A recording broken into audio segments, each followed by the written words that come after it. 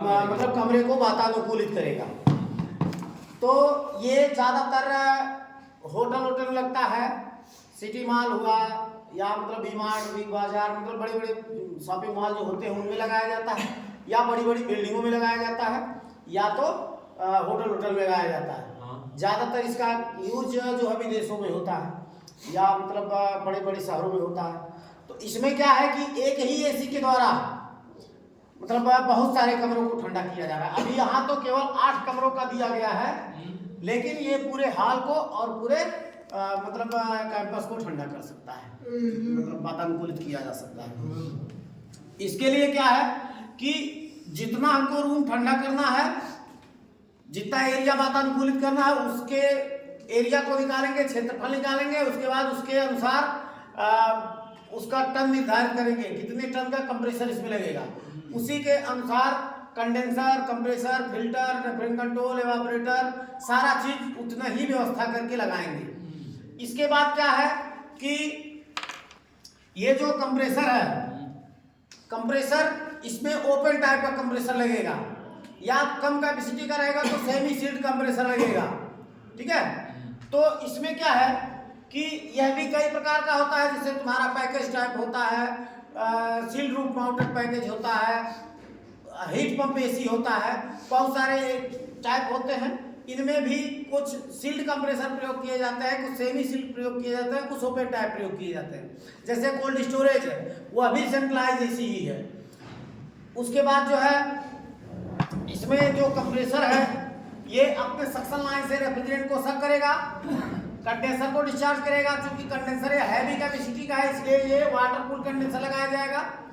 इस पर पानी गिरेगा, पानी गिरने से इसके कंडेंसर के अंदर कंडेंसेशन की क्रिया पूर्ण होगी। जिस कंडेंसेशन क्रिया पूर्ण होने के कारण यह जो high pressure high temperature gas condition refrigerant था, वो हाई प्रेशर लिक्विड कंडीशन बन जाएगा। यह लिक्विड रिसीवर में आकर के स्टोर होगा। लिक्विड रिसीवर में स्टोर होने के बाद वह फिल्टर में जाएगा।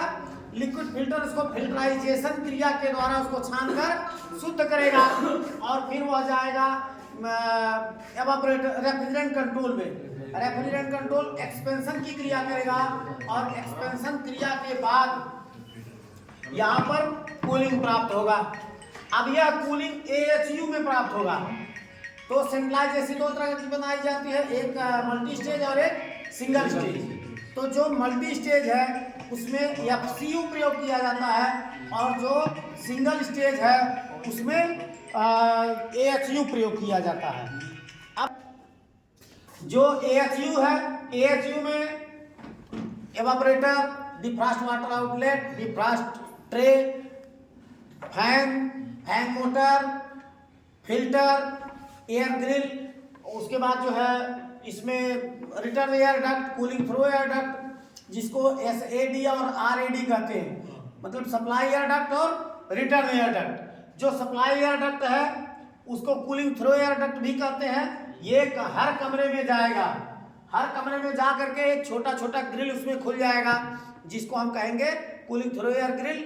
वह ग्रिल एडजस्टेबल होगा, उसको हम एडजस्ट कर सकते हैं कि हवा इधर जाए उधर जाए, वहाँ पर स्विंग मोटर भी लगा सकते हैं। और उसके बाद जो है जो सप्लाई रिटर्न एयर डक्ट है, उसका जो ग्रिल होता है वो फिक्स होता है, उसको हम इधर उधर घुमा नहीं सकते। वो डायरेक्ट ऐसे दरवाजे के सामने लगा रहेगा या दीवार पे लगा रहेगा, उसके रास्ते से हवा खींच करके यहाँ से हर कमरे का हवा रिटर्न एयर डक्ट के रास्ते से गर्म हवा जो रहेगा, गर्म हवा लेकर के जाया जाएगा। तो जहाँ फिल्टर लगा रहेगा, फिल्टर से छानेगा, और वहीं पर थर्मोस्टेट का सेंसर लगा रहेगा पूरे कमरे के टेम्परेचर को सेंस करने के लिए। अब यह फिल्टर से छान करके फ्रीजर से टकराएगा, फ्रीजर से टकरा करके हवा ठंडा हो जाएगा, और वह ठंडा हवा चला जाएगा वो मतलब ये कूलिंग थ्रू एयर डक्ट में। कूलिंग थ्रू एयर डक्ट के रास्ते फिर जो है ये कहाँ चला जाएगा, पूरे रूमों में। रूम मतलब ये एयर साइकिल चलेगी, कमरे का हवा एवापोरेटर पर और एवापोरेटर का हवा कमरे में। इसको भेजने का और लाने का क्रिया करेगा रिटर्न मतलब ये सेंट्रीफ्यूगल एयर ब्लेड या ब्लोअर मोटर से लगा हुआ ब्लोअर मोटर से लगा हुआ सेंट्रीफ्यूगल एयर ब्लेड होता है, जो कि पूरे कमरे के हवा को सक करता है रिटर्न एयर डक्ट के रास्ते से और कूलिंग थ्रू एयर डक्ट के रास्ते से सभी कमरों में पहुंचाने का काम करता है।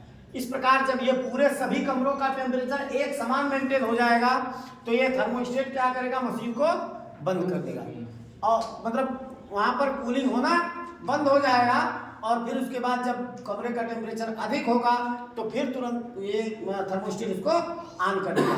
यानी इसमें हर कमरे का टेम्परेचर एक समान होगा। जो तुम्हारा कूलिंग मतलब सिंगल स्टेज कूलिंग सिस्टम है उसमें हर कमरे का टेम्परेचर एक समान होगा और जो मल्टी स्टेज कूलिंग सिस्टम होगा उसमें हर कमरे का टेम्परेचर अलग अलग सेट कर सकते हैं। हर कमरों में एक डिस्प्ले लगा रहेगा और रिमोट लगा रहेगा जिससे हम टेम्परेचर को सेट कर सकते हैं। तो हर कमरे का टेम्परेचर अलग अलग मेंटेन करने के लिए मल्टी स्टेज कूलिंग सिस्टम और हर कमरे का एक समान टेम्परेचर मेंटेन करने के लिए सिंगल स्टेज कूलिंग सिस्टम का प्रयोग किया जाता है। ये सिंगल स्टेज